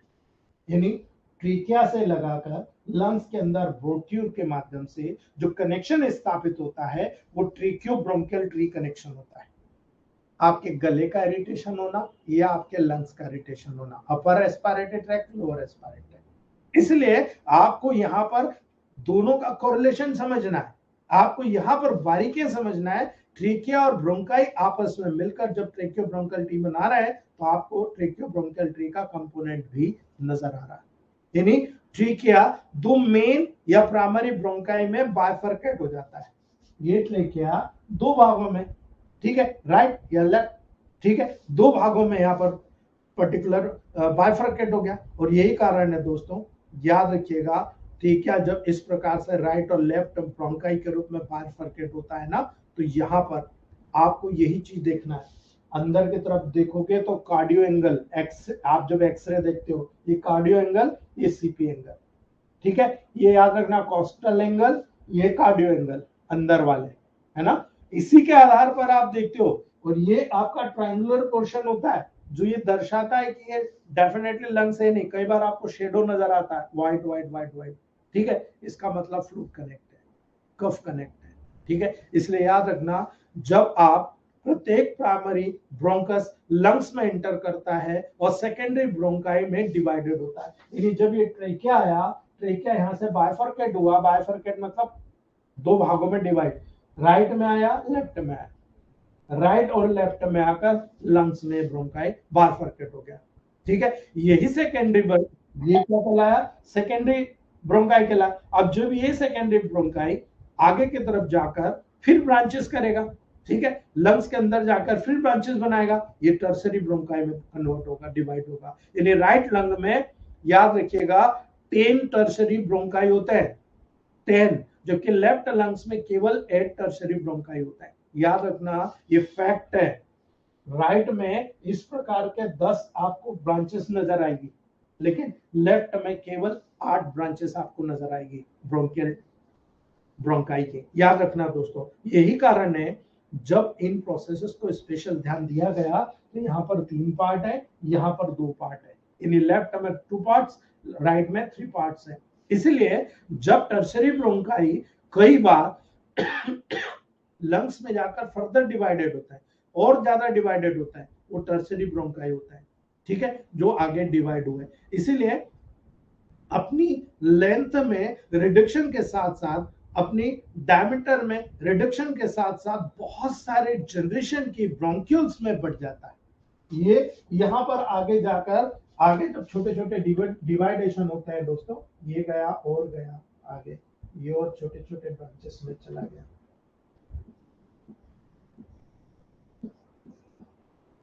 पूरे लंग्स में डिवाइडेड हो जाता है। ये छोटे छोटे ब्रोंक्यूल्स होते हैं जो वहां पर छोटे छोटे ब्रांचेस में फर्दर डिवाइड हो जाता है। जब ब्रोंक्यूल्स का डायमीटर केवल 1 मिलीमीटर हो जाता है, या 1 मिलीमीटर से भी कई लोगों में तो लेस देखा जाता है दोस्तों, ठीक है, वो कहलाता है टर्मिनल ब्रोंक्यूल्स। वो पर्टिकुलर उस लंग्स के पार्ट में जाकर टर्मिनेट हो रहा है, इसलिए उसको कह रहे हैं टर्मिनल ब्रोंक्यूल्स। याद रखना दोस्तों, यही टर्मिनल ब्रोंक्यूल्स कंटिन्यू डिवाइडेड होकर रेस्पिरेटरी ब्रोंक्यूल्स बनाते रहते हैं, जिसका डायमीटर 0.5 मिलीमीटर होता है, 0.5 मिलीमीटर। जब आप लगातार बीड़ी सिगरेट कोई भी चीज लेते हो, जो वहां डिपॉजिट होती है, यही ब्रोंकल सबसे पहले इरिटेट होता है। इसलिए आपको याद होगा, अगर किसी धुएं के लेवल पर आप जाते हो, आप कभी सिगरेट बीड़ी नहीं पीते हो, वो आदमी पीता है, उसको खांसी नहीं आ रही, लेकिन आप जाओगे और आप जैसे ही उस धुएं को लोगे, आपको इरिटेशन होना शुरू हो जाएगा, आपको खांसी आना शुरू हो जाएगी। क्यों हो रहा है? क्योंकि आपका जो टर्मिनल ब्रोंक्यूल्स हो रहा है, तुरंत इरिटेट हो रहा है, क्योंकि वो ये पसंद नहीं कर रहा, क्योंकि आप स्वस्थ हो, हेल्दी हो, ठीक है। याद रखना, आप एलर्जिक हो जाओगे।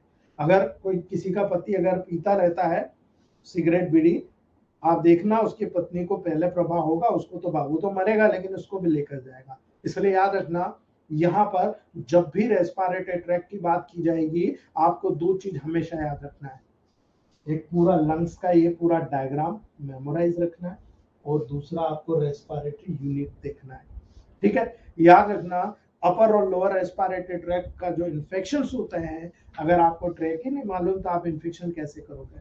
जनरली रेस्पिरेटरी ट्रैक्ट को 2 पार्ट में डिवाइड किया जाता है, एक अपर रेस्पिरेटरी ट्रैक्ट, एक lower respiratory tract. Upper respiratory tract में नोज, वोकल कॉर्ड, ठीक है, ये जो पर्टिकुलर पार्ट है एपिग्लोटिस वाला, है ना, ग्लोटिस वाला, यहां तक का जो पूरा पार्ट होता है, ये अपर रेस्पिरेटरी ट्रैक्ट होता है, ठीक है। याद रखना, सारे के सारे स्ट्रक्चर होते हैं दोस्तों। वोकल कॉर्ड म्यूकस मेम्ब्रेन के फोल्ड्स होते हैं, जो कि लैरिंग्स के ऊपर होते हैं दोस्तों, जो कि वाइब्रेट होकर वॉइस को प्रोड्यूस करते हैं। ठीक है, याद रखना मसल्स के फोल्ड होते हैं, मसल्स पर किसका रोल, C3 का, C13 का। आ गया प्रोटोकॉल, याद रखना वोकल कार्ड पर अगर कोई प्रॉब्लम आती है S10, C13, C3 तीन मेडिसिन कंपलसरी है। और इसीलिए आपको याद हो तो मैं आपको बार बार कहता था प्राइमरी, जब भी मैंने बताया S1 C1 F1 या REI S10 C13 A3 P3 वर्वन YVG हमेशा बोलता था बिकॉज ऑफ दिस। ठीक है, C13 या C3 सीधा काम है, या तो C13 इंटरनल दे दो, C3 एक्सटर्नल लगा दो, या C3 इंटरनल दे दो, C13 एक्सटर्नल लगा दो। ये पूरा अपर रेस्पिरेटरी ट्रैक को कवर कर जाएगा। जो लोअर रेस्पिरेटरी ट्रैक आएगा इसके नीचे का, यानी जिसमें ट्रेकिया, जिसमें ब्रोंकाई, जिसमें लंग्स इन्वॉल्व होते हैं, वो लोअर रेस्पिरेटरी ट्रैक। इसलिए जब आप केवल एक सिंगल प्रोटोकॉल्स की बात करते हैं तो आपको केवल इस सिंगल यूनिट का पूरा जानकारी होना चाहिए, बाकी कुछ भी करने की जरूरत नहीं है आपको। यानी आप जब लंग्स की पैरेन्काइमा की स्टडी करते हो कि भाई ये लंग्स है, इसकी आपने कार्ड काटी और माइक्रोस्कोप में देख रहे हो, है ना। लंग्स की पैरेन्काइमा रेस्पिरेटरी यूनिट के द्वारा फॉर्म होता है, जो कि रेस्पिरेटरी ट्रैक का टर्मिनल पोर्शन को फॉर्म करता है। यानी यहाँ पर जो टर्मिनल पोर्शन है, जहां से ऑक्सीजन आना, कार्बन डाइऑक्साइड बाहर जाना, ये जो प्रोसीजर होगी वो इस प्रकार से रेस्पिरेटरी यूनिट के लेवल पर होती है। रेस्पिरेटरी यूनिट को लंग्स की स्ट्रक्चरल या फंक्शनल यूनिट के रूप में डिफाइन किया जाता है। जैसे हम कहते हैं हमारा बॉडी है, बॉडी एक सेल से बना है, एक टिश्यू से बना है उसी प्रकार से यहाँ पर ये सारी चीजें हमको नजर आती है दोस्तों। रेस्पिरेटरी यूनिट को लंग्स की जब स्ट्रक्चरल और फंक्शनल यूनिट के रूप में डिफाइन कर रहे हैं तो याद रखना रेस्पिरेटरी ट्रैक के इस पार्ट पर जितने भी गैसेस होता है उसका एक्सचेंज यहाँ पर प्रमोट होता है। इन्हीं एल्वियोलाइज के लेवल पर कहा जाता है ऑक्सीजन का आना और कार्बन डाइऑक्साइड का बाहर जाना इन्हीं रेस्पिरेटरी यूनिट की जो एल्वियोलाइज है, इन्हीं एल्वियोलाइज के लेवल पर दिया जाता है। ठीक है, जब आप रेस्पिरेटरी यूनिट के स्ट्रक्चर को देखते हो दोस्तों तो बहुत सारी चीजें आपको यहाँ पर टैली करने की जरूरत है। रेस्पिरेटरी यूनिट्स रेस्पिरेटरी ब्रोंक्यूल से स्टार्ट होती है। ठीक है, इस रेस्पिरेटरी ब्रोंक्यूल से स्टार्ट हो रही है और ये एल्वियोलर डक्ट में डिवाइड हो जाती है। ठीक है, ये ब्रोंक्यूल्स यहां से शुरू हुआ रेस्पिरेटरी ब्रोंक्यूल से, आगे की तरफ हुआ डिवाइड हुआ, ये कहलाया एल्वियोलर सैक। जो बहुत सारे गुच्छे उनको कहते हैं एल्वियोलर सैक। ये एल्वियोलर डक्ट और ये एल्वियोलाई, छोटे छोटे एल्वियोलाई। ये एल्वियोलाई यहाँ से ऑक्सीजन को लेंगे, कार्बन डाइऑक्साइड को बाहर निकालेंगे, ये एल्वियोलर डक्ट के माध्यम से पूरी बॉडी में ये प्रोसेसेस जनरेट होती है। आपको हमेशा याद रखना है प्रत्येक रेस्पिरेटरी ब्रोंक्यूल्स एल्वियोलर डक्ट में डिवाइड होता है और प्रत्येक एल्वियोलर डक्ट एक इनलार्ज स्ट्रक्चर जिसको हम एल्वियोलर सैक कहते हैं, उस एल्वियोलर सैक के रूप में अंगूर का गुच्छा जो होता है ना, आप उसको मान लो एल्वियोलर सैक है। ठीक है, उसमें एंटर करता है। ये एल्वियोलर सैक के अंदर बहुत सारी छोटी छोटी स्पेस होती है इस प्रकार की, ये सरफेस एरिया बढ़ाता है, इस स्पेस को हम बोलते हैं एंट्रम।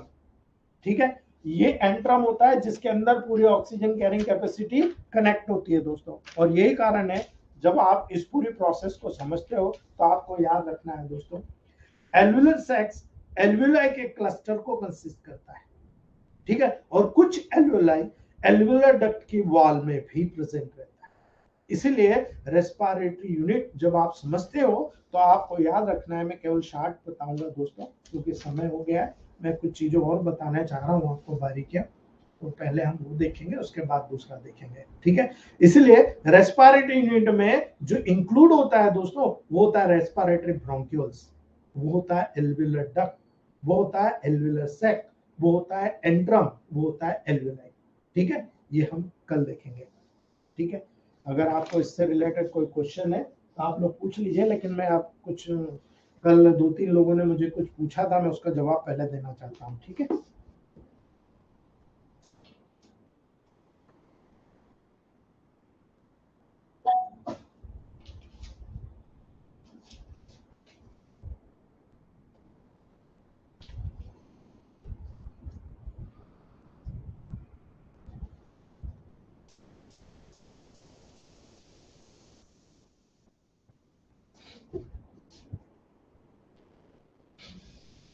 हाँ सर, पूरी सर। जी कोरी सर। Good morning. हाँ good morning sir. Thank you very much sir. जी या सर आपने टीचिंग दे रहे हैं आप, मैं 5 पहले और सीएबी अटेंड कर चुके, जो आप बता रहे हैं वो अमेजिंग है सर, अमेजिंग, जबरदस्त, दागर में शगर दे रहे हैं आपको। Thank you sir. और बात हेल्दी हैप्पी रखे सर। Thank you sir. जी देखिए, अभी मुझे कई लोगों ने क्वेश्चन किया कोरी सर कि रेस्पिरेटरी लेवल पर आपने बताया, तो आप प्रोटोकॉल कैसे निर्धारित किया। ठीक है, मैंने कहा S12 A3 C1W सब अपने अपने गुण दर्शाते हैं। देखो हर आदमी अपने अपने लेवल पर करता है, जिसका जो मन आया वो प्रोटोकॉल का उन्होंने यूज किया, लेकिन कभी भी क्लासिकली बात नहीं करते कोई भी। ठीक है, मैं आपको छोटा सा उदाहरण बता, मैंने आपको कहा S12 A3 C1W आई ड्रॉप है आपकी, है ना। आप आई ड्रॉप इंटरनली इसको यूज कर रहे हो, मतलब एक्सटर्नली यूज कर रहे हो। अगर आप यही आई ड्रॉप को D4 से 10 ml में आप डालते हो 6 ड्रॉप, और ऊपर से आपने डाल दिया वाई की 2 ड्रॉप, जानते हो कहां जा रही है? आपने वाई ऐड किया, कहां जा रही है पता है आपको? आप लोग समझ लीजिए, मैं आपको बहुत सारी चीज देना, ये सीधा कैटरेक्ट में जाकर काम कर रहा है। अगर किसी को कैटरेक्ट है, यही आई ड्रॉप आपके पास तैयार है, आपको अलग से कुछ नहीं बनाना। सीधे यहां पर आप 10 ml में 6 ड्रॉप आप इस बनी हुई ड्रॉप को डाल लो, और उसमें 2 ड्रॉप केवल वाई डाल दो, कैटरेक्ट पे जाकर काम कर रहा है।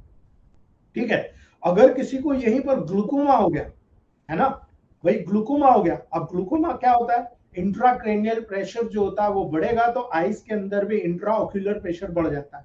अगर इस इंट्राओक्यूलर प्रेशर को रिड्यूस करना है, यहां पर A2 की 2 ड्रॉप और डाल दो। ठीक है, ये मेरा प्रैक्टिकल प्रूवन है, मैं बताना नहीं चाहता था, लेकिन ठीक है, कोई दिक्कत नहीं। S12 A3 C1W हमारे पास बना हुआ सिंपल आई ड्रॉप है। आप 10 ml में 6 ड्रॉप डालो, वाई का 2 ड्रॉप, A2 का 2 ड्रॉप आप डाल दो, आप डायरेक्टली इसको पहुंचा दिए हो दोस्तों, स्पेशली ग्लूकोमा के लेवल पर।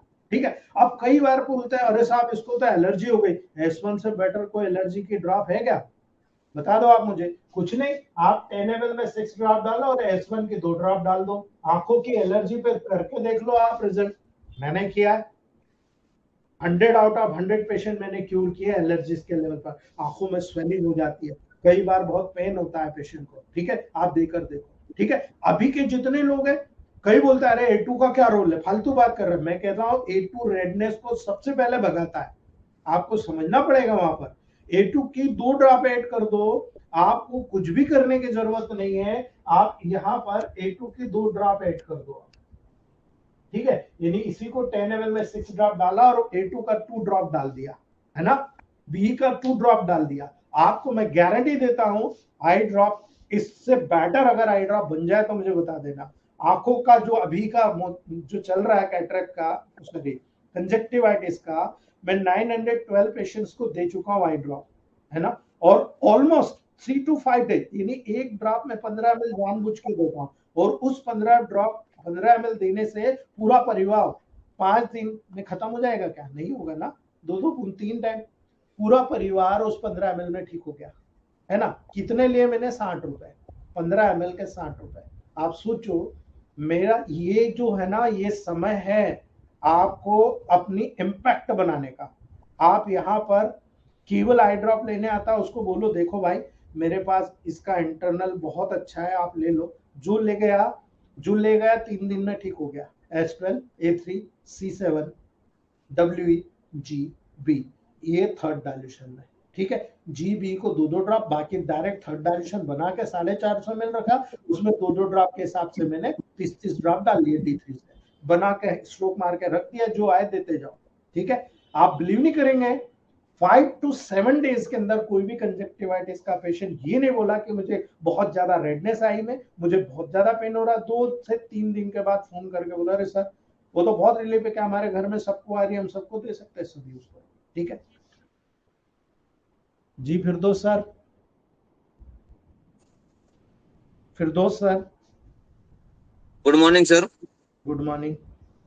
Welcome again sir fourth part में। जी sir.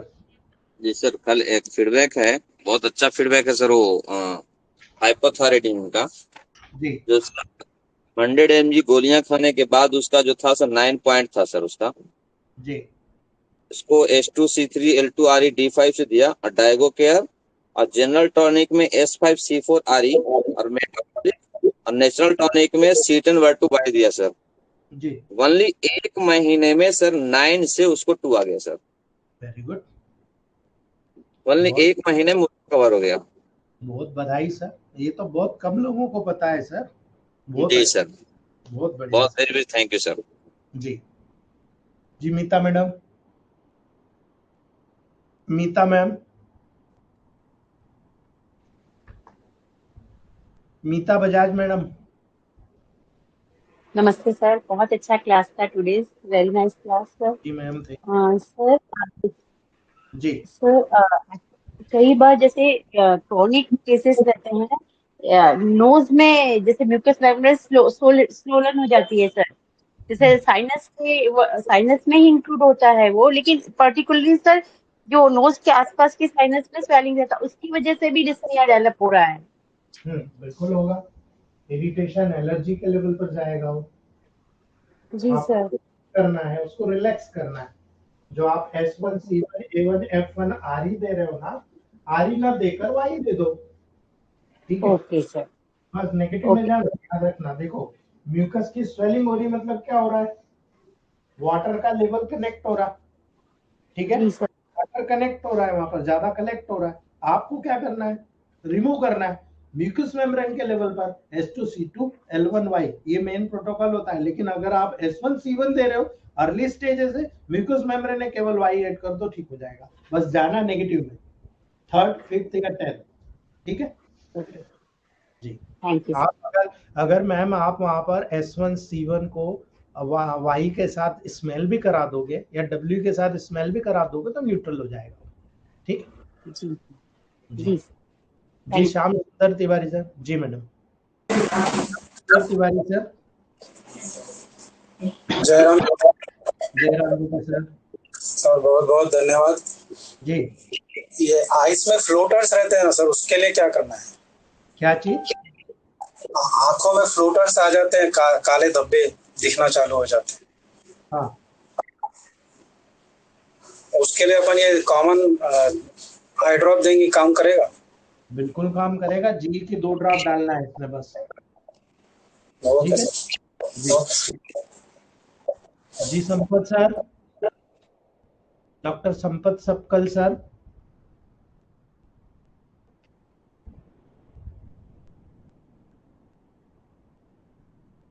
Sampat Sapkal sir, good morning sir. Good morning. Sir जो आई ड्रॉप जो बनाएंगे तो डीजल बेस में बना सकते सर आप? ना ना सर, प्योर डिस्टिल वाटर, जो आप इंजेक्शन आईवी वाला, जो इंजेक्शन वाला आता है ना, हाँ हाँ ये देखिए, हाँ सर, हाँ बस ये यूज हाँ करिए। सर। अभी मैं सर D1 जी D1 D2 D3 से? बिल्कुल, आप D4 से बनाना है सर इसको। आप D3 का बैच बना लो, उसका 3 ml लेकर डिस्टिल वाटर में आप स्ट्रोक देकर तैयार कर दो। उसके बाद स्ट्रोक देने की जरूरत नहीं, आप 10 ml में 6 ड्रॉप डाल दो और हल्का से हिला दो, तैयार हो गया आपका, ठीक है। Thank you sir, thank you. जी जी Rakesh sir, Rakesh sir. Sir good morning sir. Good morning Rakesh sir. Sir thank you very much, बहुत बढ़िया क्लास के लिए सर। जी मुझे दो एक छोटे छोटे सवाल थे सर। ये जो एक ब्लड क्लॉट के लिए आपने बताया, ये S2C2P2 सर, हाँ सर इसमें वेन वन नहीं है सर इसमें? सर, अगर कौन से हेरिडिटी डालना है होगा, क्या? क्रॉनिक होगा तो आपको रेट करना है वेन वन। ऐसे अच्छा, जनरल ऑब्स्ट्रक्शन के में लिए? वेन वन का रूल नहीं है सर। अच्छा अच्छा अच्छा, ठीक जनरल सर। आप केवल वेन पर काम कर रहे हो, एक पर्टिकुलर जगह। अब यहाँ तो आप आर्टरी पे भी काम करोगे, है ना, जी जी फंक्शनल यूनिट पे भी काम करोगे, तो जी वहां जरूरत हो तो आप वेन वन ऐड कर सकते हो। पुराना हो तो ऐड कर सकते हो, अभी अभी डेवलप हुआ तो वहाँ वेन वन का मैं नहीं मानता कि यूज है। एकाएक अपन अपने, भाई डेक्सामेथाजोन को हर जगह एकाएक थोड़ी यूज करना है ना सर, बिल्कुल बिल्कुल सर। तो हमारा डेकाड्रान है सर। जी जी जी जी सर, वो क्लियर हो गया सर।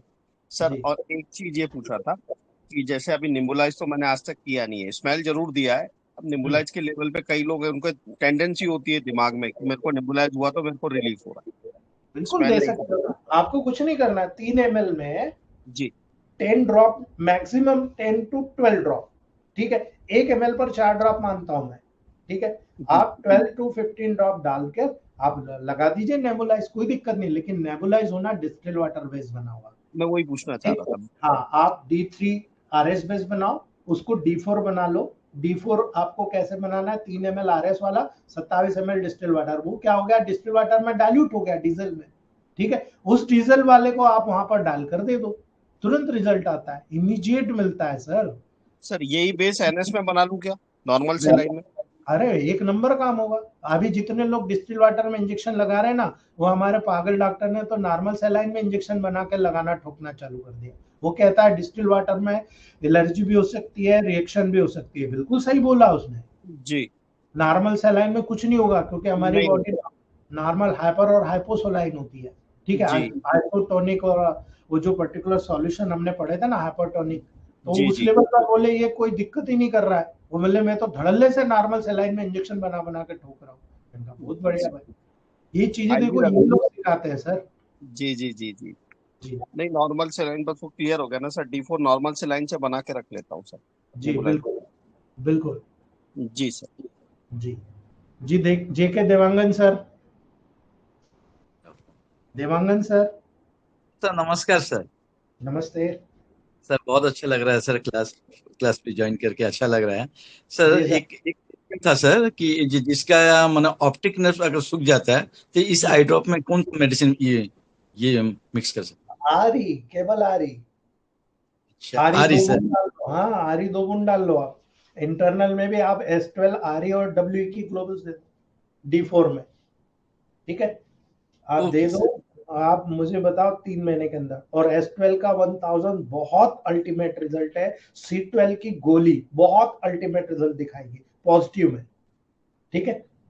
ओके सर, हाँ, मेरे थैंक यू पास सर। कम से कम 7 हाँ to सर। 8 केसेस है। हमारे एक दरबारा सर है पंजाब के, जो रेबिसन इंडिया के बहुत अच्छे जाने माने डॉक्टर है। उन्होंने 3 केसेस के लेवल पर हाइपोटेंसी, मैंने कहा आप यूज करो। उन्होंने यूज किया ऑप्टिक नर्व को, हमारे ग्रुप के सीनियर सब जानते हैं, ऑप्टिक नर्व के डैमेज को ठीक कर दिया उन्होंने। मैंने भी बहुत सारे केसेस ठीक किए हैं, ठीक है। मेरी आदत है, मैं प्रूफ नहीं रखता सर, मेरी आदत है।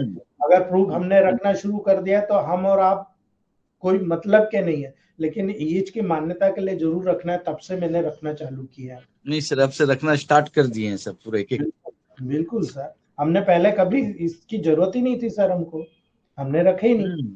अब हम रख रहे हैं। कुछ लोग यही कहते हैं, मेरे कई डॉक्टर्स हैं, मेरे करीब का एक डॉक्टर मुझे ये कहता है कि देखो वो फलाने कंपनी वाले के पास तो इतने प्रूफ है, ठीक है। भले वो 2 साल से काम कर रहा है, उसको आए नहीं आए उल्टे सीधे प्रूफ कलेक्ट कर रहा है, लेकिन ठीक है, हमारे पास प्रूफ नहीं। मैंने कहा हाँ यार, ये तो गलती हमारी जिंदगी के 28 साल में हमने सबसे बड़ी गलती करी। अगर 28 साल के देवांगन सर हम लोग प्रूफ कलेक्ट करते तो शायद एक बहुत कमरा बहुत आ जाता सर। नहीं सर, अब हम लोग जो प्रूफ अभी जो रख रहे हैं ये मने मने क्लिनिकली मने जो हम मने जो जिससे फायदा हो रहा है वो चीज मने अंदाज में नहीं रख रहे हैं, मने जिससे हमको रिजल्ट मिल रहा है वही प्रूफ रख रहे हैं। बिल्कुल सर, सवाल ही बनता। जी थैंक यू सर। जी जी। Azhar Sultana ma'am, Sultana madam, Azhar Sultana madam. Good morning sir. जी good morning. Good morning sir, thank you sir, बहुत अच्छी नॉलेजेबल क्लास है सर, बहुत इम्प्रूवमेंट हो रहा है सर हम लोगों को। तो सर ये कंजंक्टिविटिस में सर ये आई कंप्रेस कर सकते क्या सर, क्योंकि बर्निंग सेंसेशन बहुत होता पेशेंट को। बिल्कुल कर सकते हो, 100% रिजल्ट है। लेकिन याद रखना, जिस आई ड्रॉप को आप दे रहे हो वही आई ड्रॉप का S12 A3 C1W का D4 में कोल्ड कंप्रेस दीजिए आप, उसी का, ठीक है। बहुत बढ़िया रिजल्ट है, मैं खुद किया हूँ। कम से कम 70, बहुत ज्यादा बर्निंग सेंसेशन, बहुत ज्यादा रेडनेस, बहुत ज्यादा ब्लीडिंग कैपेसिटी थी, मैंने किया उनको बहुत तकलीफ है। बहुत फैला हुआ है सर ये कंजंक्टिविटिस, चारों तरफ यही पेशेंट आ रहे हैं। बिल्कुल करिए आप, कोई दिक्कत नहीं है, रिजल्ट आप करिए आप, ठीक है। Okay, thank you sir. Okay, चलिए दोस्तों आज यहीं रखते हैं।